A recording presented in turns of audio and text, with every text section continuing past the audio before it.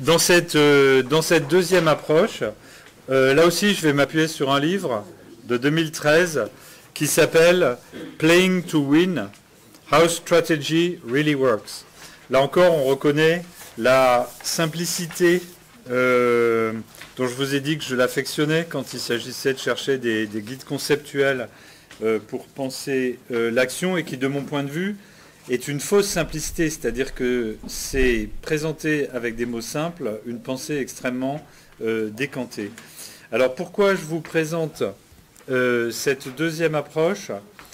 Parce que pour saisir les schémas de pensée de la stratégie, c'est bien de les voir à l'œuvre dans des contextes légèrement différents, avec des mots légèrement différents, et du coup, là, ça y est, on voit ce qui est les points importants.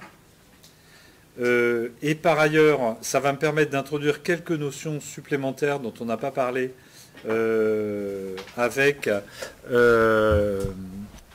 Rummelt. Donc ce livre, Playing to Win, a été écrit par deux personnes très différentes l'une de l'autre, puisque Lafley a été PDG de Procter & Gamble, en gros entre 2000 et 2009. Procter & Gamble, pour ceux qui ne voient pas, c'est une entreprise de taille mondiale qui vend des produits de grande consommation, de la lessive, des produits vaisselle, des rouleaux de papier, des couches pour bébés, etc., etc., etc. Donc c'est un géant de l'économie mondiale.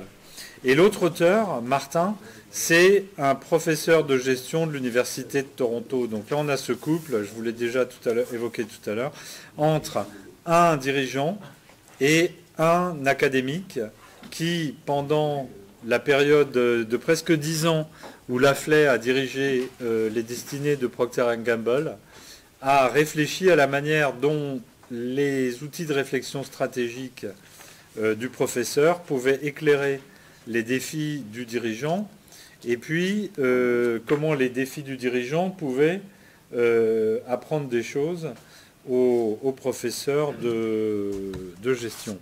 Alors c'est important de voir que ce professeur de gestion, Roger Martin, il s'inscrit dans l'école de pensée de Michael Porter, un des grands auteurs de la gestion depuis les années 60, qui est un peu le chef de file de l'école de la conception en stratégie, qui est un peu celle où on s'inscrit dans ce que je vous présente cet après-midi, la stratégie comme conception d'une solution à un défi.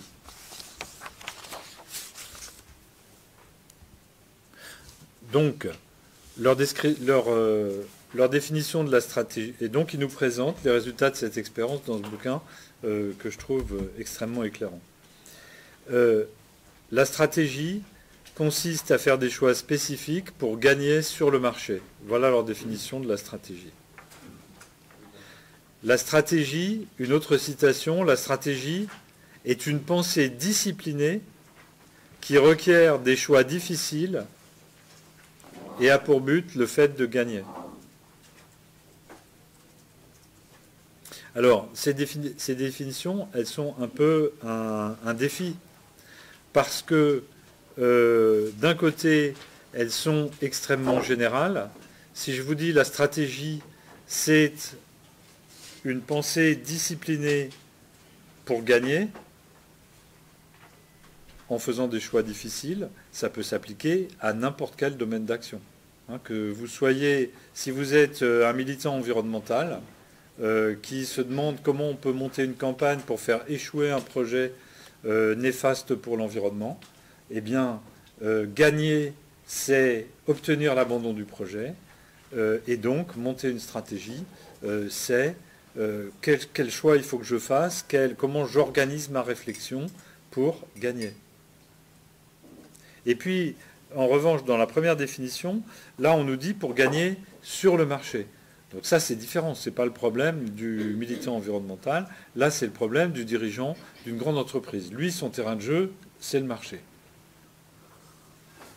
Donc, on est toujours, quand on parle de stratégie, sur ces deux niveaux, des questions qui ont une valeur générale à travers de nombreux domaines d'application, Et puis d'autres moments où on parle de stratégie d'une manière qui est beaucoup plus située. Et donc il faut apprendre à lire des textes sur la stratégie sans se laisser arrêter par des éléments qui tiennent à tel ou tel domaine d'application, et en cherchant qu'est-ce qu'on peut apprendre, qu'on puisse utiliser, nous, dans nos stratégies, en l'occurrence dans nos stratégies environnementales. Mais dans vos stratégies personnelles, ce serait pareil. Hein, si vous réfléchissez à qu'est-ce qui constitue une bonne stratégie pour le début de ma carrière professionnelle ou pour la suite de ma carrière professionnelle, ben, on peut dire, ok, comment je fais pour gagner?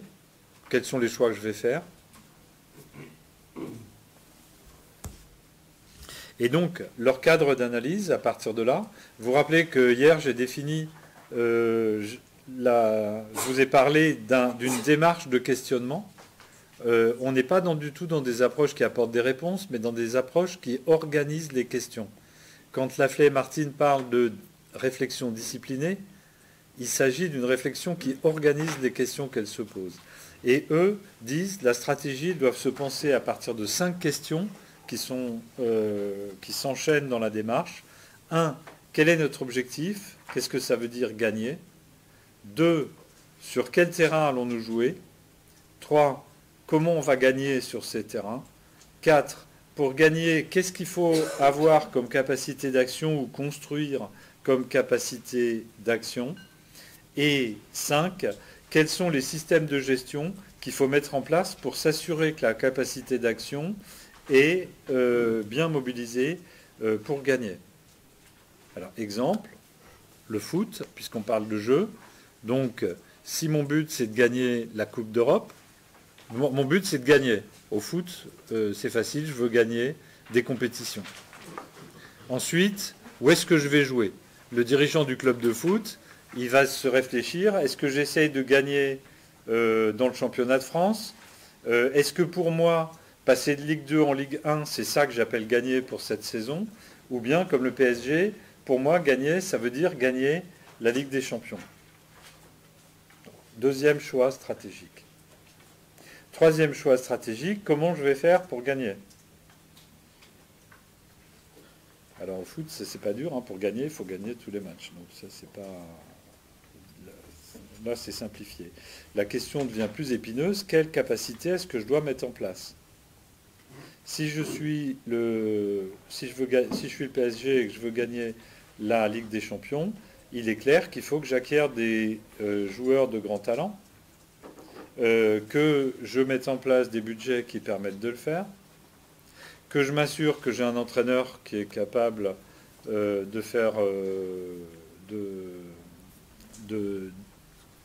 d'entraîner ces joueurs. Et ensuite, la dernière question, ça va être quel système de gestion, quelle surveillance je mets en place de l'entraîneur, comment je fais pour m'assurer que le système n'est pas en train de déraper, comment je fais pour m'assurer qu'un scandale de mœurs quelconque ne va pas venir déstabiliser le joueur vedette de l'équipe et me barrer la route sur la voie du championnat d'Europe, etc., etc. Donc j'organise la gestion de mes capacités pour que ça puisse fonctionner. Jusque-là, rien d'incroyable.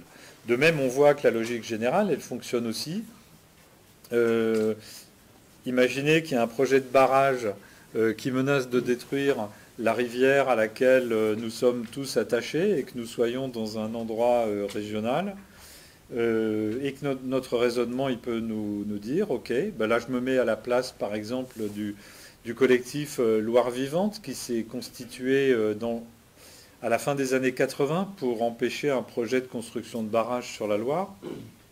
Quel est notre but? Gagner, c'est quoi? Gagner, c'est empêcher cet énorme projet qui est porté par l'État, par les élus, etc. C'est un objectif très ambitieux.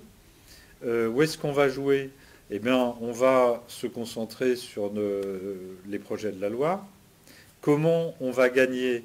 On va gagner en combinant l'occupation des sites de barrage, des procès pour empêcher la déclaration d'utilité publique, des campagnes de presse pour sensibiliser le public, pour qu'il fasse pression sur les élus et en essayant de trouver comme allié le ministère de l'Environnement pour qu'il nous aide à financer de l'expertise, à contrecarrer sur le plan de la décision administrative ces projets.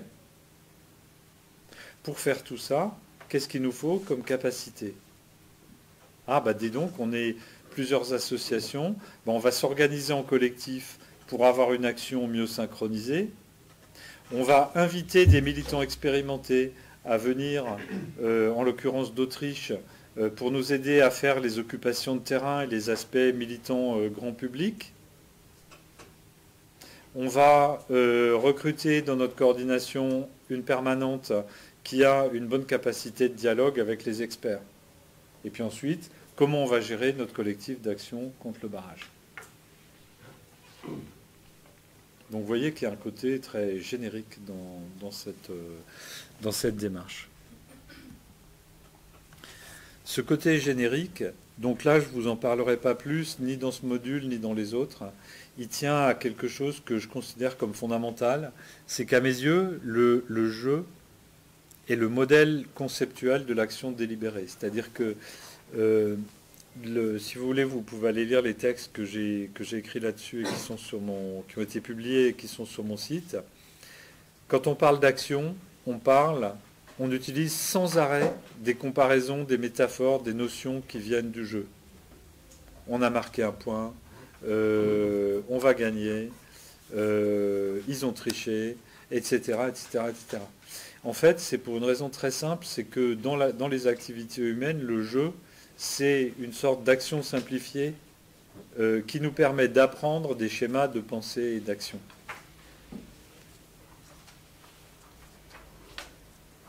Et donc, le jeu, c'est un des concepts par lequel on peut trouver des schémas d'action qui simplifient et qui aident à trouver des prises. À quoi on est en train de jouer là? C'est une des questions clés de la stratégie. C'est une des manières d'organiser la réflexion. Donc là, je vais juste ouvrir cette piste sans aller beaucoup plus loin. C'est une piste qui a aussi pas mal d'applications avec des méthodes à base de jeux, de simulation, de situations stratégiques, etc. En fait, Rummelt disait le diagnostic stratégique, c'est de se poser la question « What's really going on here ?» Qu'est-ce qui se passe au fond? Eux, ils disent « Quel est le jeu auquel on est vraiment en train de jouer ?» Et cette question-là précède la question « Comment on va faire pour gagner ?»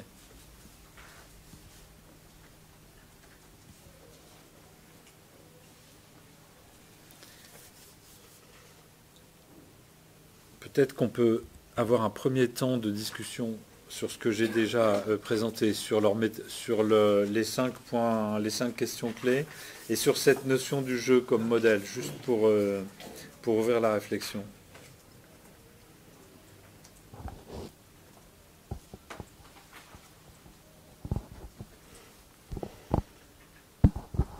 Ça revient à dire, ce qui se passe en théorie des jeux, c'est à peu près la même chose, c'est des stratégies, non? Lorsqu'on a le dilemme du prisonnier, des trucs comme ça et tout, on fonctionne en même temps que jeu, comme la meilleure solution à prendre. Mais oui. Alors, c'est la même chose ou pas? Ce que c'est la notion, c'est la même chose qui m'arrête. Oui, la théorie des jeux est une des manières dont la notion de jeu aide à penser l'action.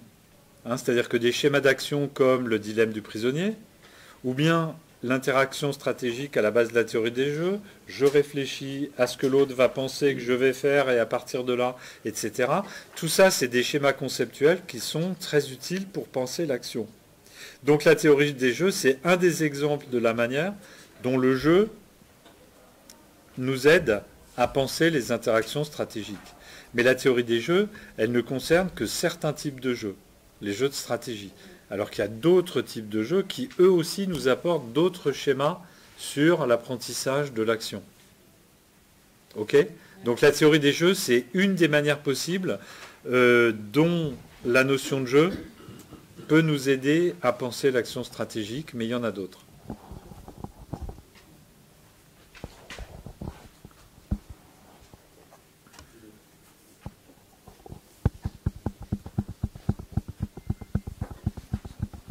Pas d'autres réactions?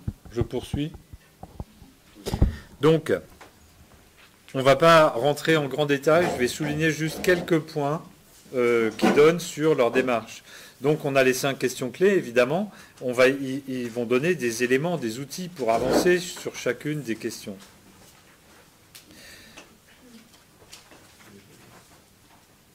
Le premier point, c'est que pour eux, la stratégie, elle commence avec une vraie volonté de gagner. Et que gagner, ce n'est pas la même chose que de participer, agir de façon réactive ou simplement s'adapter à une situation.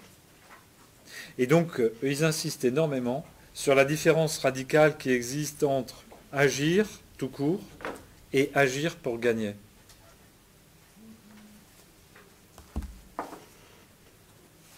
Alors, dans leur domaine de compétences, il s'agit de gagner dans la compétition économique. Mais dans le champ de l'environnement, je trouve que ça donne aussi beaucoup à réagir. Et qu'est-ce que ça signifie, cette différence entre agir et agir pour gagner? Il y a un projet de barrage près de chez nous. On organise une manifestation pour protester et exprimer qu'on n'est pas d'accord avec le projet de barrage. C'est quoi ça? Non, bah c'est agir, quoi. Réagir. J'agis pour participer. J'exprime que je ne suis pas d'accord. Je dis que je ne suis pas content. C'est radicalement différent qu'un raisonnement qui repose sur la question « Comment je vais faire pour arriver à arrêter le projet de barrage ?» Donc, pour eux, la stratégie, il y a stratégie quand la question c'est qu'est-ce qui constitue pour moi le fait de gagner? Et en quoi ça diffère du fait simplement de réagir, de m'exprimer, de faire quelque chose, de ne pas rester sans faire quelque chose, ou de m'adapter. On le voit dans l'actualité avec la difficulté de la mobilisation des gens qui sont contre la loi travail. On voit des syndicats qui se sont demandés au fil des dernières semaines, on les a vus, qui se demandaient, mais là, est-ce qu'on est en train d'agir pour gagner? Est-ce qu'on a une chance d'arriver à bloquer la loi? Ou bien est-ce que ça vaut le coup de manifester juste pour dire qu'on n'est pas d'accord? Donc on sent que cette différence entre agir pour gagner, c'est-à-dire pour obtenir le changement qu'on veut, et agir ou pour participer ou pour s'exprimer ou pour s'adapter, c'est pas pareil. Donc pour eux, le domaine de la stratégie, c'est le domaine de l'agir pour gagner. Le reste, c'est pas de la stratégie.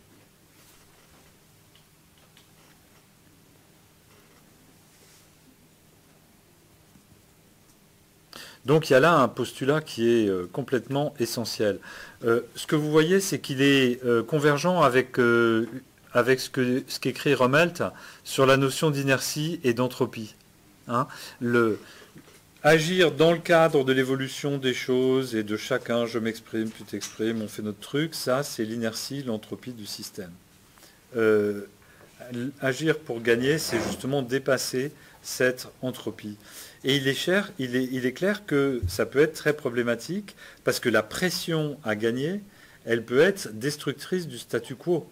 Elle peut nous sortir du confort, elle peut même nous sortir d'un mode de vie ou de choses qui sont appréciées. Et donc ça suppose une forme de lutte permanente contre soi-même. Tous les membres d'une organisation ont la tentation de s'adapter en permanence à ce qui se passe, de continuer l'existence, finalement, et de suivre les pentes naturelles, que ce soit le PDG, les cadres, les employés, tout le monde, ou dans le cadre de l'organisation politique, chacun aimerait bien continuer comme avant. Donc en fait, il y a une forme de... Le fait de vouloir gagner, c'est une rupture. Et dans le sport, c'est pareil.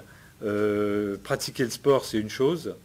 Se mettre en position de gagner, c'est autre chose, c'est une autre démarche, et c'est coûteux. C'est coûteux, ça peut même être destructeur.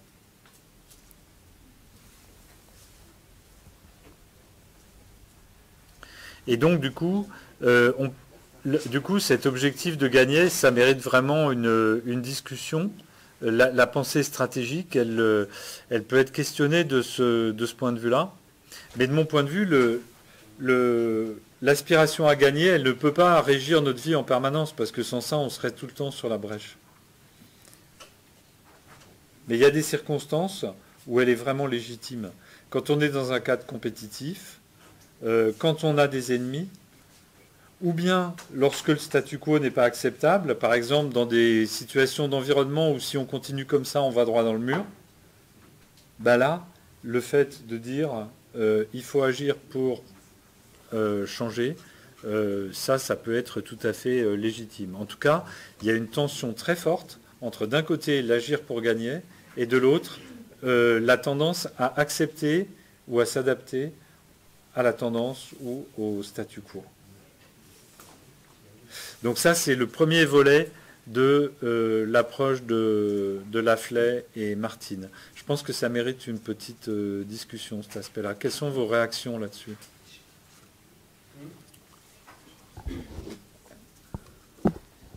Moi, c'était juste l'exemple des syndicats qui réagissent à la loi travail. Enfin, j'ai l'impression que c'est toujours un peu comme ça qui fonctionne.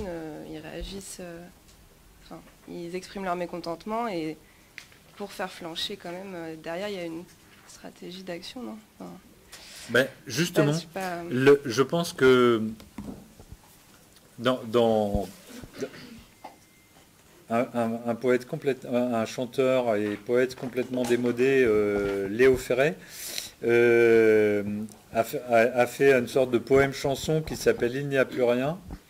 Et à un moment donné, il dit « Si nos gueulantes deviennent des gueulantes de principe, alors nous partirons, etc. etc. » Et donc, en fait, il y a quand même bien un point de basculement entre un moment où une manif s'inscrit dans le fait d'une stratégie d'action pensée pour faire capoter un projet, avec des bonnes hypothèses d'action, on pense qu'on va y arriver, on a une coalition forte, etc., etc., et une manif où on gueule pour le principe.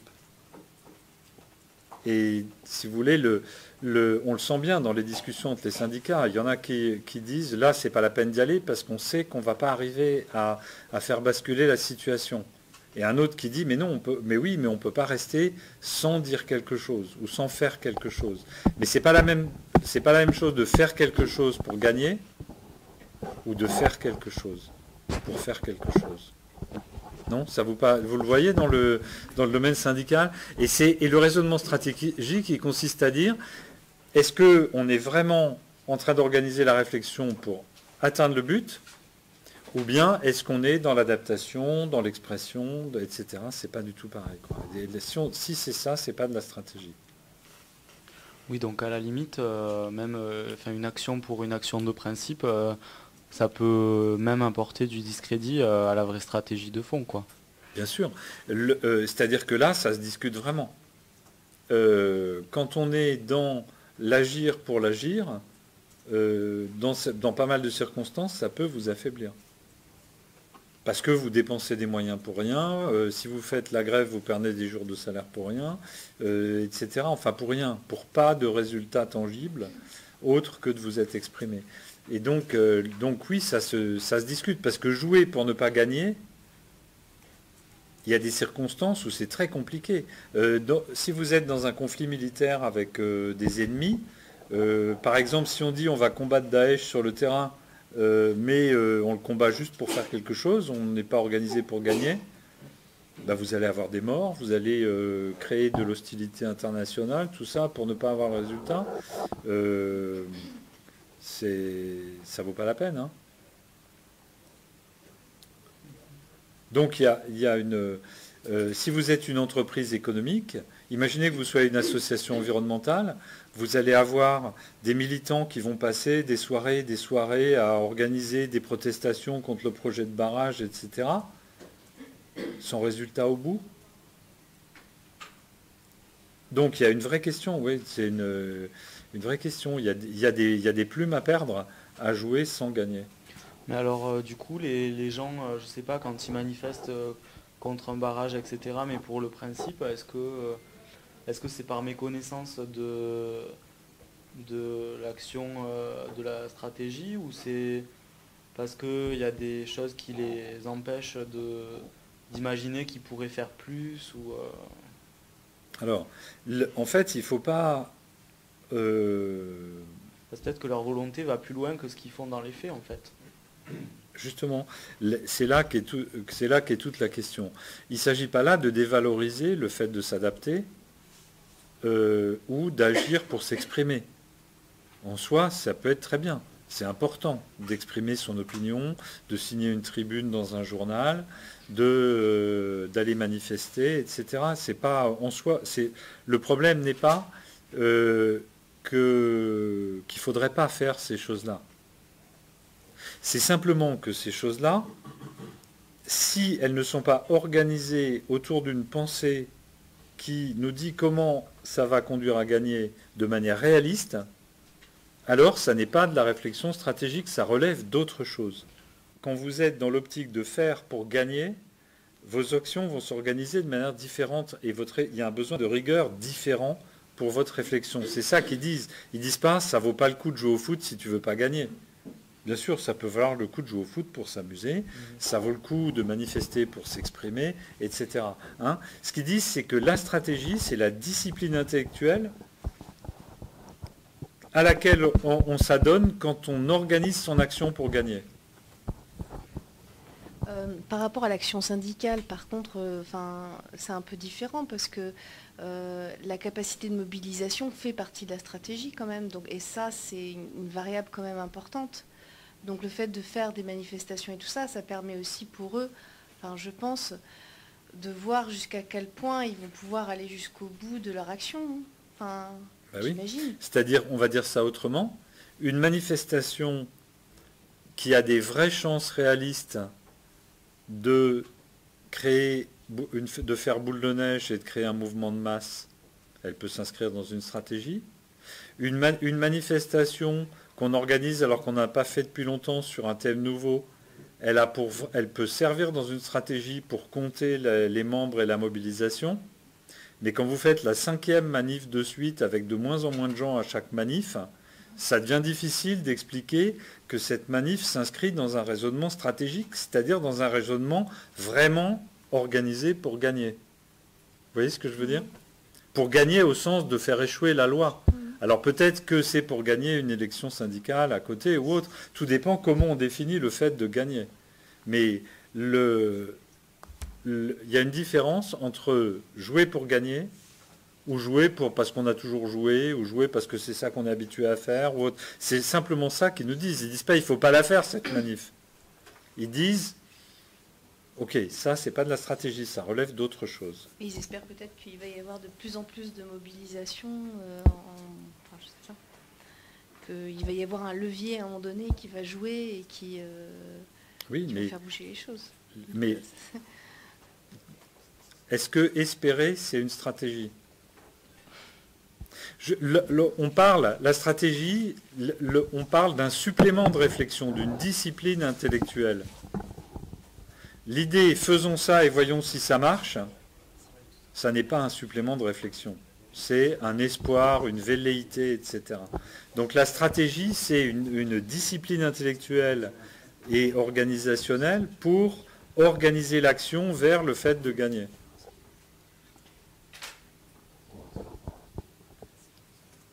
Là, je vous défends leur idée, mais je pense que pour nous, pour l'environnement, ça a quelque chose de très important. C'est-à-dire qu'on est dans des métiers de l'environnement professionnalisés. Imaginez que chacun est juste content de faire son métier sur l'environnement. Ah oui, moi je fais de la com sur les impacts des pesticides. Très bien. Sur l'impact des pesticides. Et puis moi, je dirige une association qui organise des journées de sensibilisation pour les jeunes dans les lycées. Super. Et puis moi, je bosse au ministère de l'Environnement, j'applique les réglementations. Parfait. Et puis on espère tous que c'est pour le meilleur. Le fait de prendre conscience que ça ne constitue pas une réflexion stratégique, que c'est peut-être sympa pour chacun de continuer à faire son boulot, de gagner son salaire, d'avoir une activité qui l'intéresse, mais que ce n'est pas la même chose que de se poser la question, c'est quoi gagner pour l'environnement? Et en quoi j'organise nos activités pour, au bout du compte, gagner? Cette conscience que ce n'est pas la même chose de jouer pour gagner ou de juste jouer, je pense qu'elle a une vraie valeur de réflexion.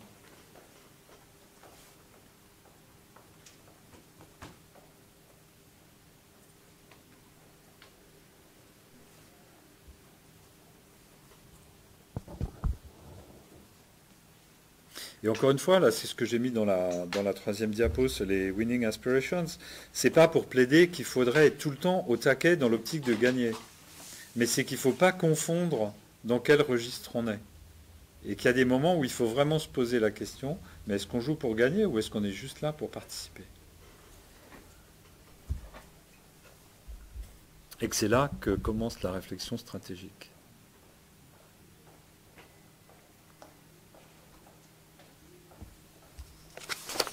D'autres réactions là sur ce gagner? Il y a un côté, j'ai bien conscience que c'est un côté dérangeant, mais c'est précisément parce que cette volonté de gagner, elle demande une forme d'acharnement, etc. Elle peut être sur le plan humain problématique. Hein. On en a forcément conscience, mais en même temps, le fait de ne pas jouer pour gagner, si l'enjeu est important, c'est aussi un gros problème.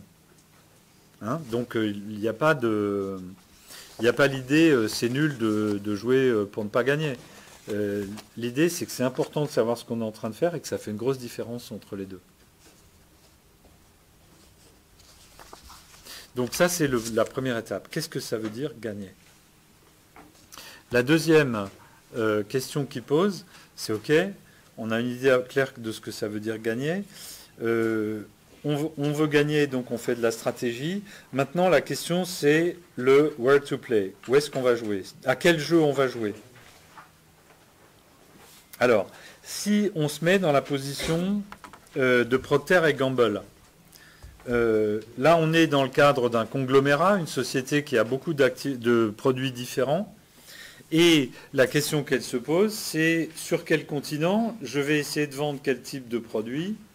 Dans quel segment de marché, c'est-à-dire haut de gamme, moyenne gamme, bas de gamme, à travers quels canaux de distribution, et comment je vais me positionner dans la chaîne de production. Est-ce que je vais produire moi-même? Est-ce que je vais intégrer mes activités de production jusque très en amont? Ou pas? Donc ça, c'est la manière dont le problème se pose pour un conglomérat comme Procter & Gamble. C'est le problème classique de Porter dans les années 60.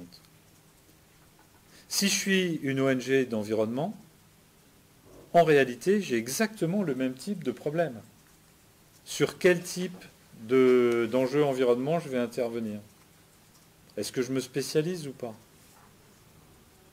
Est-ce que je vais intervenir que en France ou dans plusieurs pays? Est-ce que je vais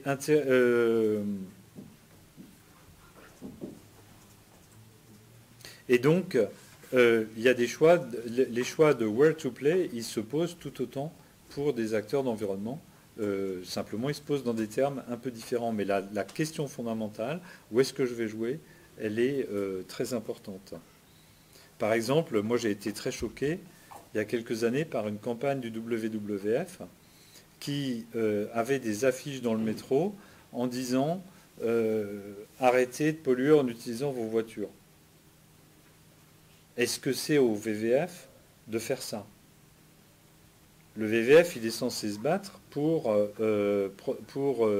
la biodiversité, pour les espèces, les milieux, etc.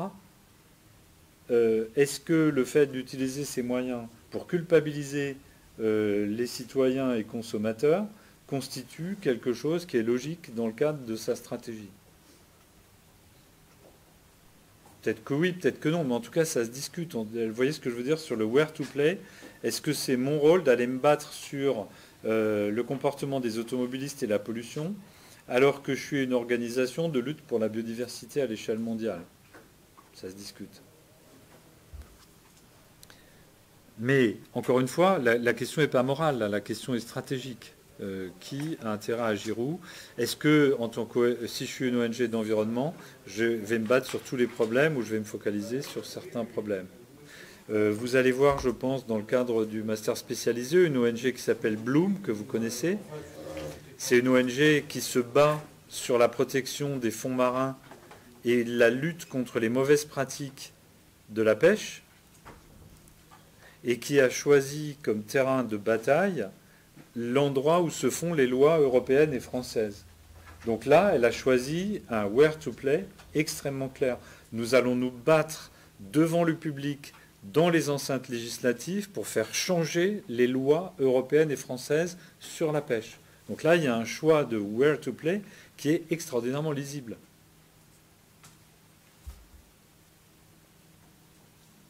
Ok, donc premier choix, where to play.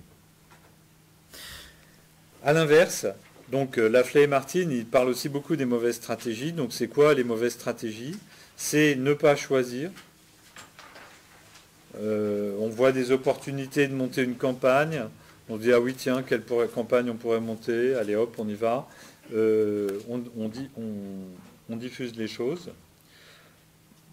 Autre tentation, c'est fuir les jeux où on est dans une mauvaise position pour aller jouer ailleurs, pour aller jouer à autre chose. Ça, l'exemple typique, hein, c'est la rade de Brest.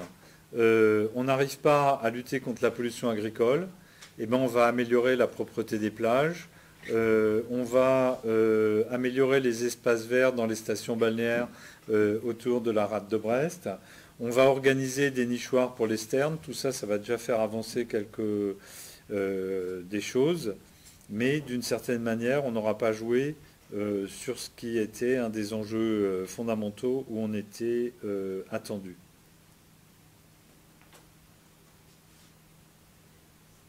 Et donc, la question, c'est, dans beaucoup de cas, on a intérêt quand même à s'obstiner pour jouer le jeu, même si on est mal au départ.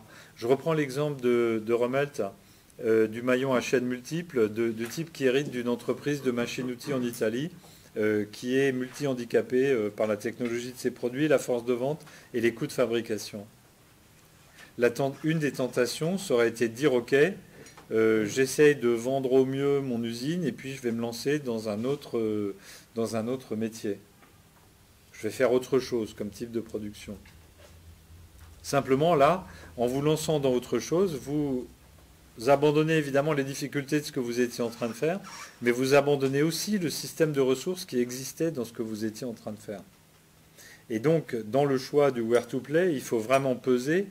Est-ce qu'il vaut mieux que je me batte sur place pour remettre d'aplomb l'endroit où je suis en train de jouer, ou bien est-ce qu'il faut abandonner la partie et aller recommencer de zéro à jouer à autre chose? Donc il y a des choix difficiles. Le point clé, c'est la dernière ligne de ce transparent 2 du where to play, c'est que ces questions, elles n'ont jamais de réponse satisfaisante au départ. Pourquoi? Parce que tout simplement, tous les choix coincent, tous les choix posent problème. Quand on est dans une situation qui est vraiment une situation qui demande une action stratégique, toutes les options au départ sont problématiques. Et donc, il faut creuser. Donc là, on retombe sur la même chose que ce que disait Rommelt. Hein. C'est un supplément de réflexion. Je reprends l'exemple que j'ai pris tout à l'heure, un peu trivial, de la personne qui est dans un couple dysfonctionnel, un boulot qui est une impasse, avec les problèmes de santé qui vont avec. Première analyse, me battre sur place pour changer mon boulot, c'est difficile.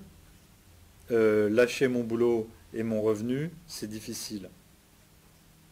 Essayer de résoudre les problèmes du couple, c'est difficile. Partir avec toutes les conséquences de la rupture, du machin, etc., c'est difficile. Vous voyez donc, ce qui caractérise les situations stratégiques, c'est qu'il n'y a pas de solution qui, en première analyse, ne paraissent pas extrêmement difficiles. Et donc, il faut creuser. Et c'est là qu'on a besoin de discipline intellectuelle pour poursuivre les questions, organiser les questions. Bien sûr, ce serait facile si c'était une équation avec une solution qu'on peut résoudre, on résout notre équation. Mais les problèmes stratégiques ne sont pas faits comme ça. Quand on sort des études, c'est compliqué parce que dans les études, on nous propose que des problèmes qui ont des solutions. Ok, problème, analyse du problème, solution. Les situations stratégiques, elles ne sont pas tout à fait comme ça.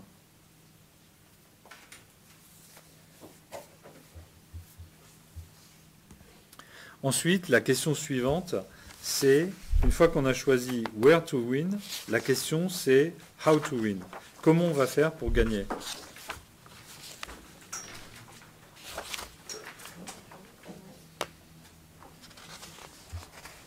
Alors pour l'entreprise économique, c'est comment on va surmonter la concurrence et quelles tactiques vont nous permettre d'être les meilleurs sur le terrain. Ce que nous disent Lafley et Martine, c'est que trop souvent, la réflexion stratégique, elle se focalise directement sur le how to win et elle n'a pas assez de préalable sur c'est quoi gagner et où est-ce qu'on va jouer. On cherche tout de suite le how to win. Bon, mais maintenant on est sur le how to win. Et là, j'aime beaucoup les études de cas.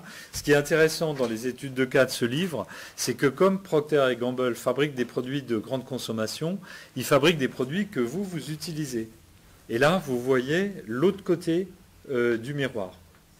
Et une des choses qui nous montre, c'est qu'il ne suffit pas d'avoir la meilleure technologie et le meilleur produit pour gagner. Un des exemples qui est excellent, c'est le jus d'orange. Donc c'est bien un produit de masse, le jus d'orange. Et donc, Procter & Gamble, qui a une branche alimentation à ce moment-là, les chercheurs de Procter & Gamble découvrent une technologie pour avoir du calcium dans le jus d'orange. Et donc, ils sont en mesure de proposer aux consommateurs un jus d'orange qui est riche en calcium et qui apporte une partie des besoins en calcium. Si on a des consommateurs, par exemple, qui ne boivent pas de lait, le fait d'avoir du calcium dans le jus d'orange, c'est bien un bénéfice pour le consommateur.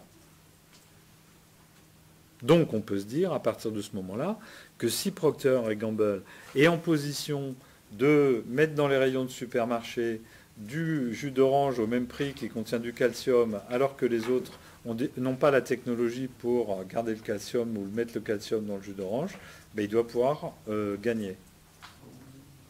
Et donc, Procter & Gamble se lance dans une bataille pour essayer de faire ça. Le problème, c'est qu'il faut compter avec la réaction des autres. Et en face, vous avez qui? Vous avez des grosses entreprises dont le seul métier est le jus d'orange. Tropicana et Minute Maid. Et donc, pour eux, c'est une bataille de vie et de mort. Si eux se laissent battre sur le jus d'orange par Procter & Gamble, eux, ils sont morts.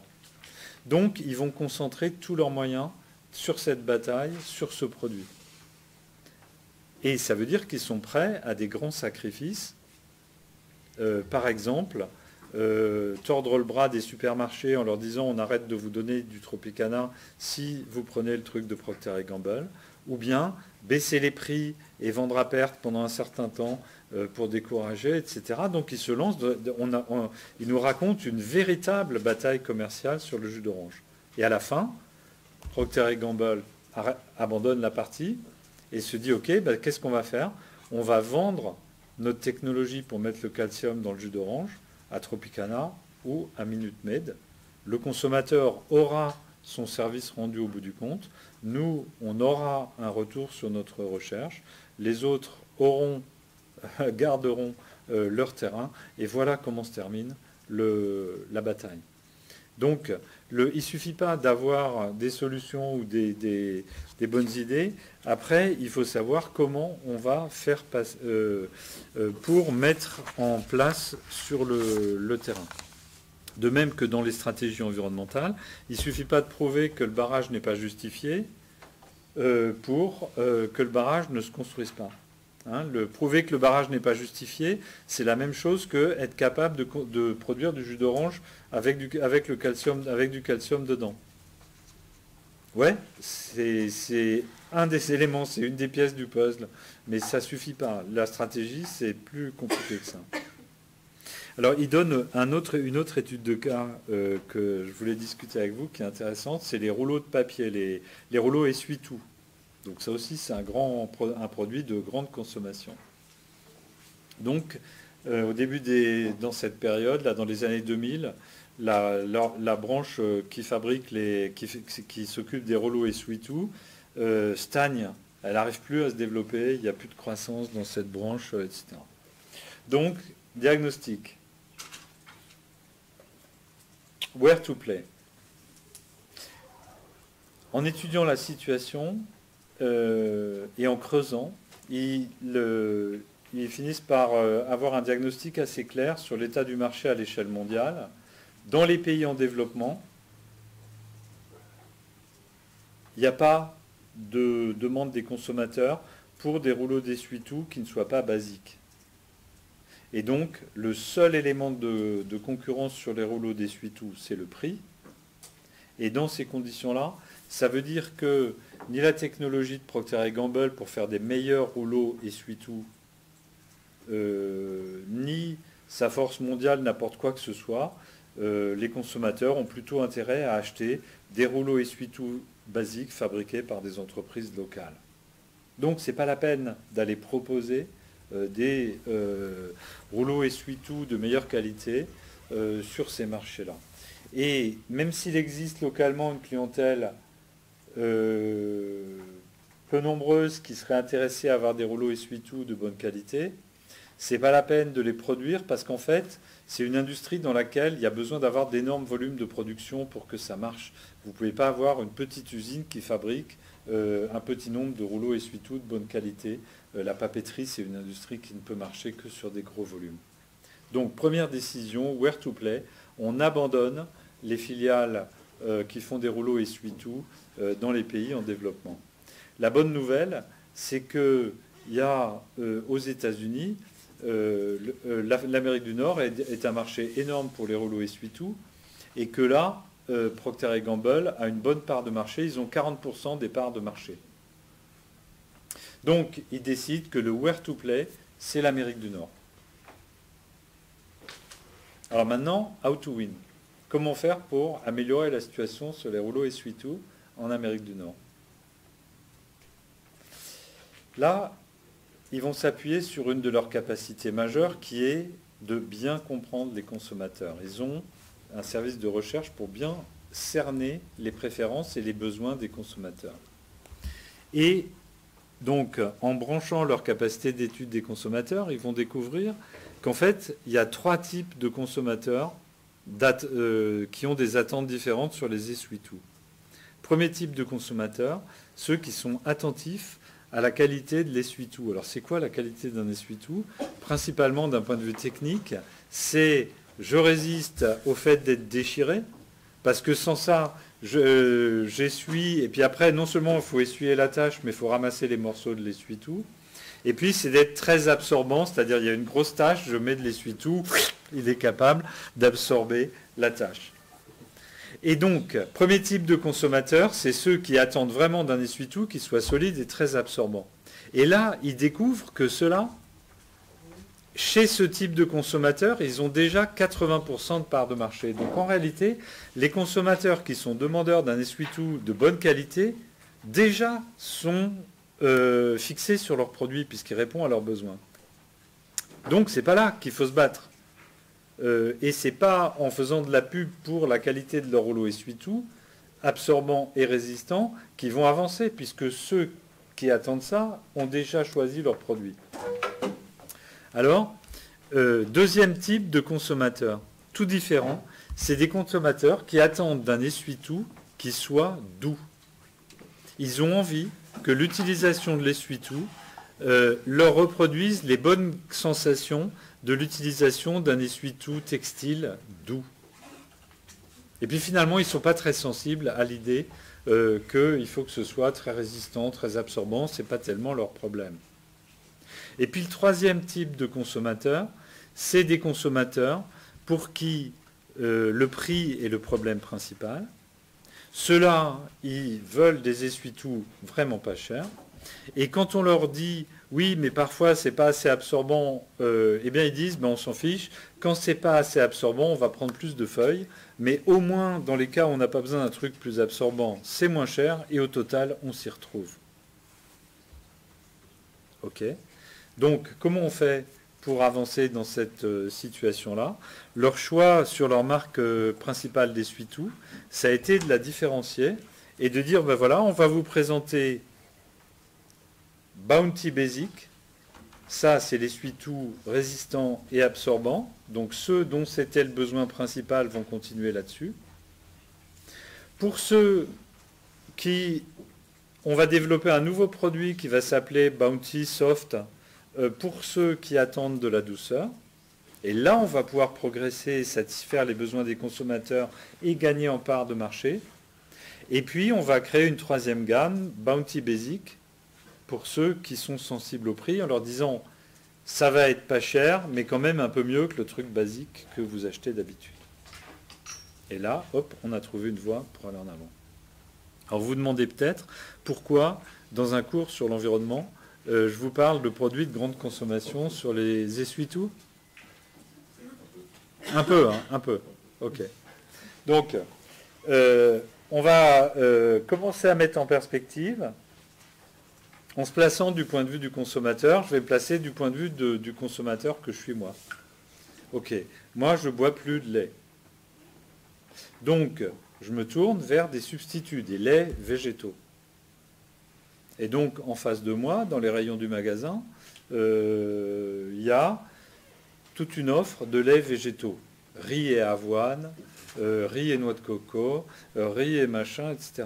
Le problème, c'est que tous ces laits végétaux sont sucrés, en fait.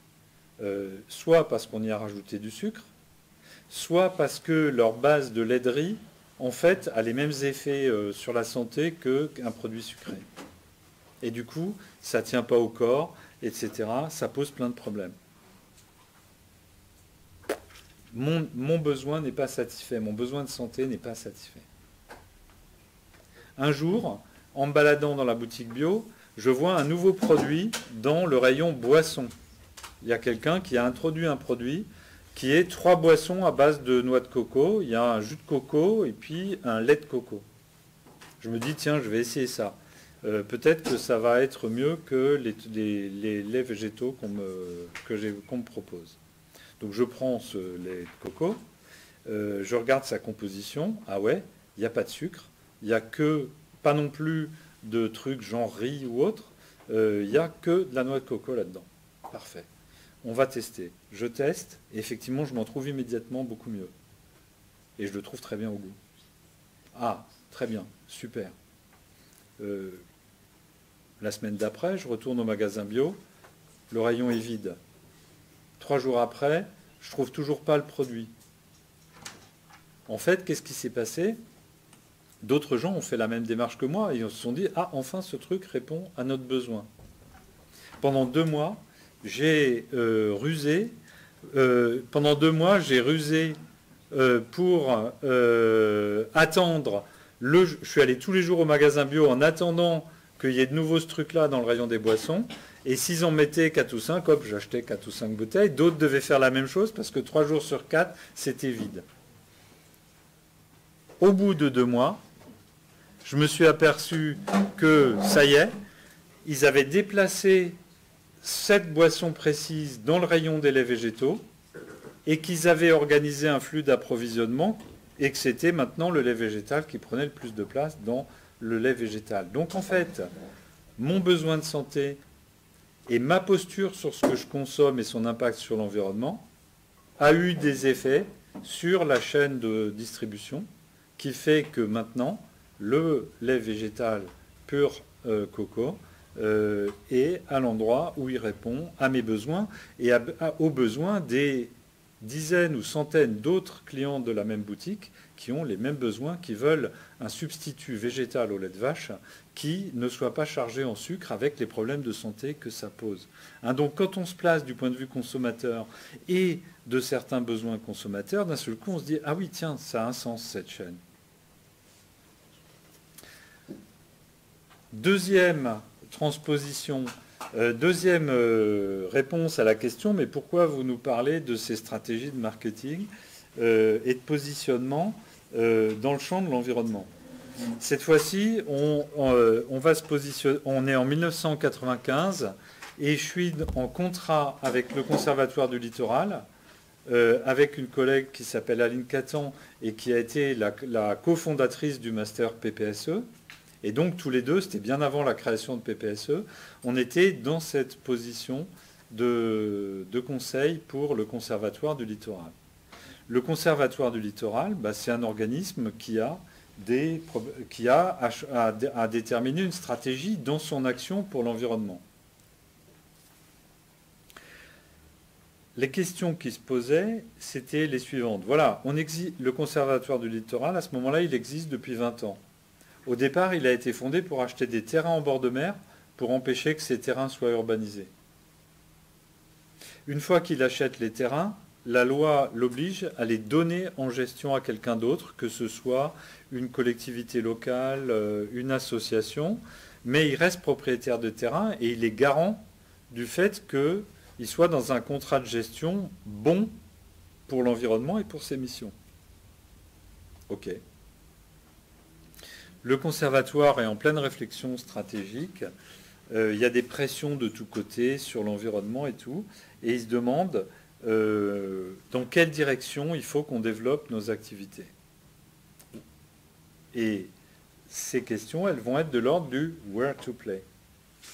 Voilà les scénarios. Donc on a organisé un atelier de scénarios avec, disons, une vingtaine de responsables au conservatoire pour envisager des possibilités de développement de leur activité en faveur de l'environnement.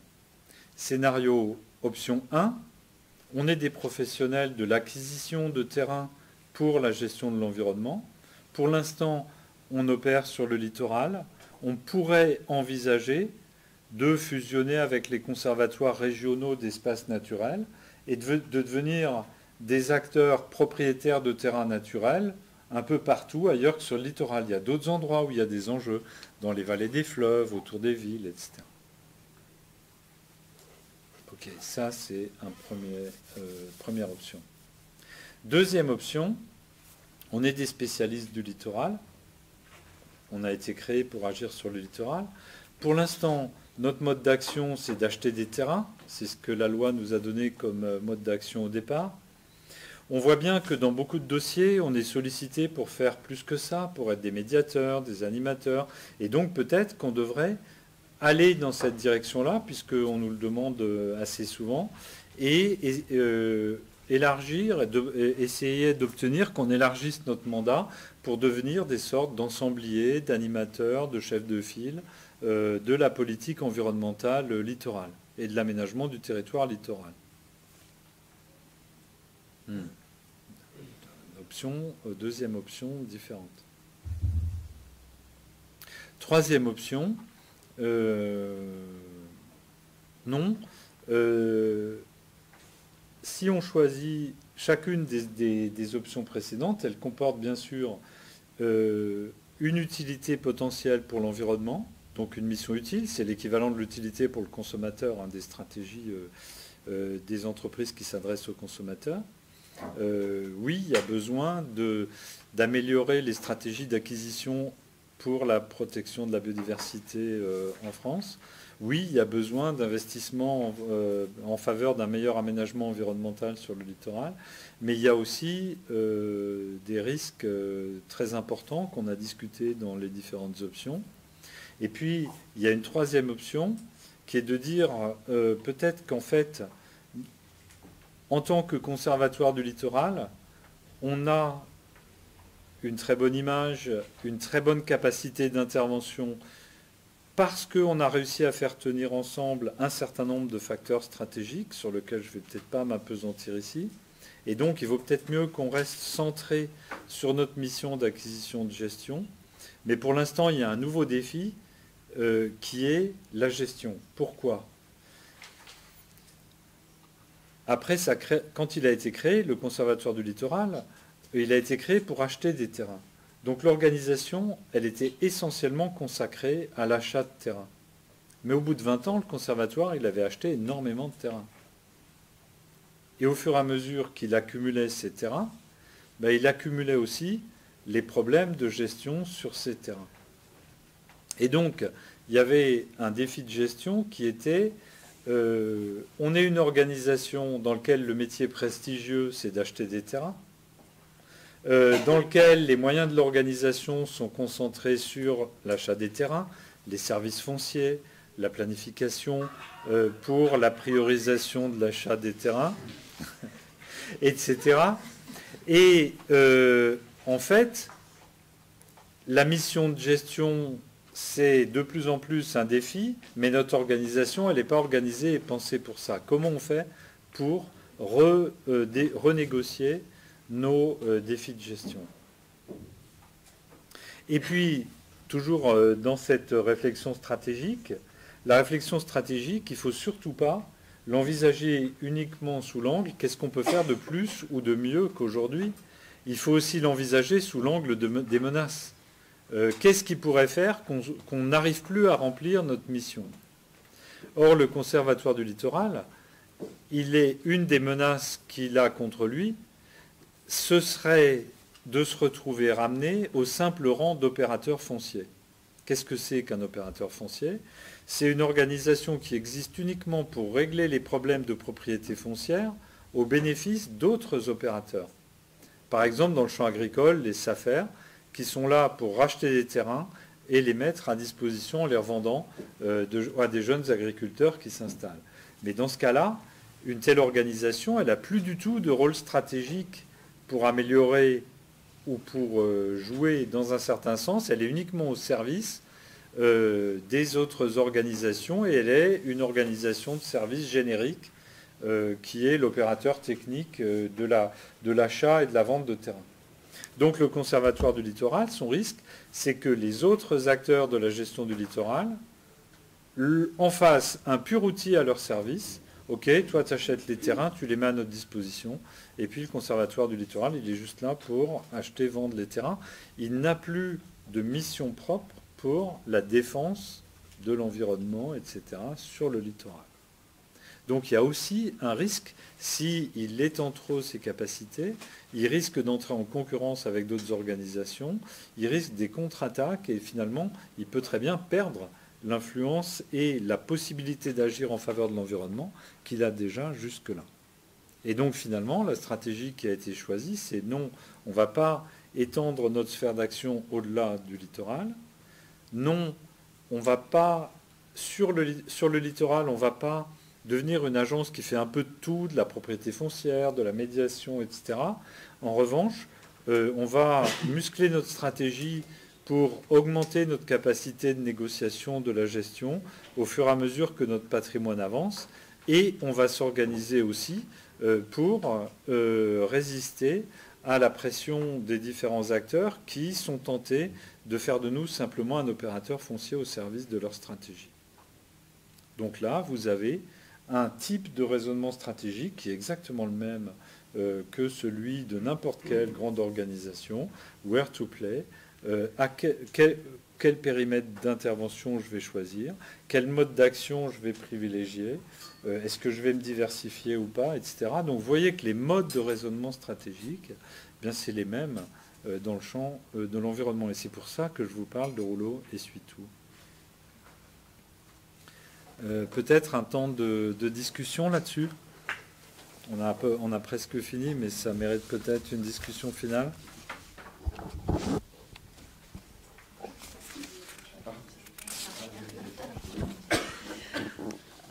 L'exemple que vous avez donné sur l'écoco, en fait, moi je le situe plutôt sur un échec de stratégie, puisque quelque part ils ont mal réfléchi au where to play, quoi. Ils sont mal positionnés dans le rayon. Ils auraient pu très bien échouer, en fait. Si vous n'étiez pas tombé dessus et par hasard, il n'était pas au bon endroit finalement. Oui, mais ça illustre la même chose qu'on a dit, qu'on a vu tout à l'heure du côté du fournisseur chez Starbucks. Le type qui a inventé ce produit, il s'est dit voilà une boisson à la coco qui peut être intéressante. Ben, je vais essayer de le mettre en marché. Et il le propose à la vente. Et là, il apparaît deux choses. Premièrement, que les consommateurs se l'arrachent. La preuve, c'est que le rayon est tout le temps vide. Et deuxièmement, qu'ils se l'arrachent non pas pour l'usage que lui avait prévu, mais pour un autre usage. Mais comme quoi, il a mal travaillé sa non, stratégie. Oui, mais la stratégie, ça n'est pas quelque chose de stable. Vous avancez, vous regardez comment ça réagit. Donc, il avait fait des vraies hypothèses construites jusqu'à arriver à mettre son produit en marché. Donc, il avait une stratégie. Et ensuite, ça a réagi en face, il a changé sa stratégie. Comme Starbucks, je vais ouvrir un café à l'italienne. Ça marche, mais ça réagit un peu différemment. Hop, j'adapte ma stratégie. Je fais une hypothèse, je fais l'expérience, mes résultats expérimentaux ne sont pas tout à fait ceux que j'attendais. Je vais changer un peu mon équation, je refais l'expérience. Ah ouais, là, ça réagit mieux. D'accord. Mais du coup, ça se rapproche plus de la réaction, là, pour le coup. Enfin, oui, c'est un changement de trajectoire, quoi. Oui, mais en fait, ce qui se passe, c'est qu'au départ, ils avaient vraiment un raisonnement stratégique. C'est-à-dire, quand je prends le carton, il y a marqué « Let coco to drink », comme boisson. Donc, leur hypothèse, c'était les boissons à base végétale. Là, il y a un créneau pas utilisé à base de lait de coco. Ils ont essayé, et là, ils se sont aperçus qu'en fait, les utilisateurs, ça répondait à un besoin auquel aucun des laits végétaux sur le marché ne répondait. Et là, effectivement, ils ont modifié leur stratégie. Mais donc, on est bien dans une démarche où on a des hypothèses construites, rigoureuses, on y va, on essaye, et puis là, au fur et à mesure, on va améliorer la stratégie. Par exemple, le Conservatoire du Littoral, il achète des terrains, il les donne en gestion. Au bout d'un moment, il s'aperçoit qu'il a donné tellement de terrain en gestion que son organisation ne suffit plus pour encadrer cette gestion et il va falloir qu'il s'adapte et qu'il s'organise de manière beaucoup plus structurée pour suivre la gestion. Après, est-ce qu'on peut considérer que ce besoin d'ajustement, ça peut correspondre dans une optique stratégique face à des gens qui peuvent réfléchir vraiment pour contrer notre stratégie est-ce qu'en gros cette réorientation, ça peut correspondre à une réorientation qu'on aurait face à des gens qui ont une réelle volonté de faire échouer notre action stratégique? Parce que là, il s'agit de clients, quoi, qui n'ont pas... Les clients, c'est pas inerte. Oui, c'est quand alors, même un peu, ça n'a pas de volonté de faire échouer la mise sur le non, marché d'un produit. le client, il a des besoins et des attentes à satisfaire. Moi, c'était d'une boisson qui n'est pas de charge en sucre. Voilà. Mais à côté, il y a des concurrents. Les concurrents, qu'est-ce qu'ils vont faire, eux, pour faire échouer ça?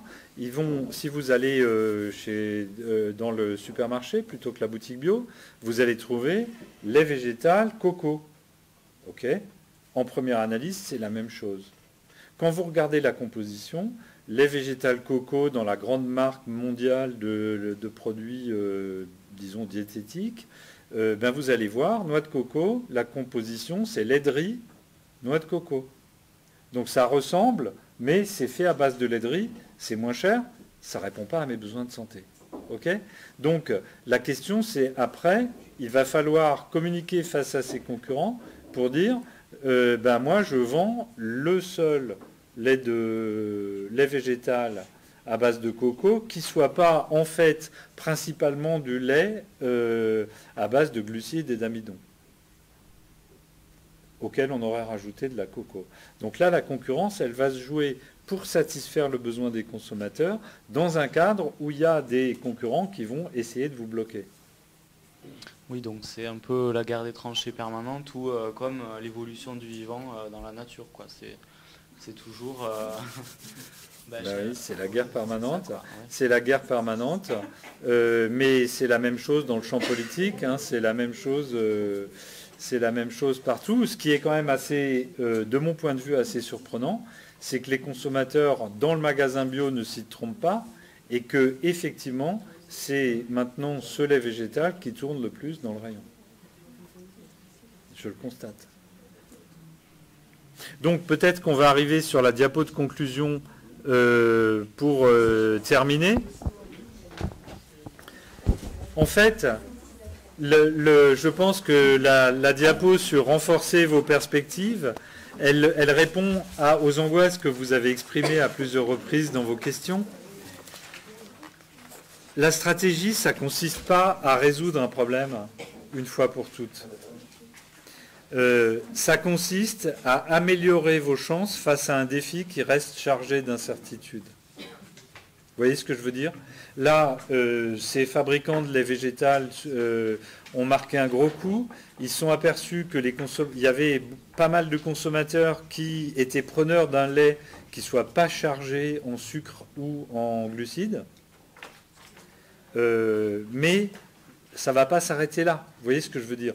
D'autres vont intervenir, les concurrents, etc. Et eux, Lafley et Martin nous proposent la formule suivante. Ils disent, voilà, la stratégie, elle se déroule toujours dans un environnement qu'ils appellent VUCA, c'est-à-dire vulnérable, incertain, complexe et ambigu. Donc peut-être que c'est ça la conclusion, la conclusion de ces 2 jours. C'est que à des degrés divers, on a tous appris à résoudre des problèmes qui avaient une solution dans un univers qu'on pouvait clarifier complètement. Et une fois qu'on avait trouvé la solution, c'était bon. Ben voilà. Non. Dans l'univers stratégique, dans un univers d'action réelle et stratégique, ça restera toujours vulnérable, incertain, complexe et ambigu. Et donc face à ça, il faut se doter des chaînes de questionnement ou des chaînes de raisonnement qui nous permettent d'avoir le meilleur raisonnement possible face à ça, sans garantie, sans sécurité, sans savoir si on a trouvé ou pas la bonne solution. Mais donc du coup, si on a des bonnes chaînes de raisonnement, on va pouvoir au moins poser des choix clairs, envisager des possibilités alternatives, être exigeant dans la réflexion sur les conditions de succès, poser des épreuves sur les conditions, se dire on va essayer ça, mais comment on va réagir en fonction de ce qui se passe, et puis faire des choix, faire des choix, faire des choix. Donc la stratégie, c'est l'apprentissage des types de raisonnement qui nous permettent de faire mieux que de se laisser porter dans ces environnements qui sont vulnérables, incertains, complexes et ambigus. VUCA. Donc c'est vrai, je suis assez sensible à l'inconfort que ça provoque par rapport à nos modes de raisonnement scientifiques, certains, techniques, etc., qui ont d'autres lieux de pertinence que les situations stratégiques. Ça va? Pas trop accablé par 2 jours de réflexion générale sur la stratégie?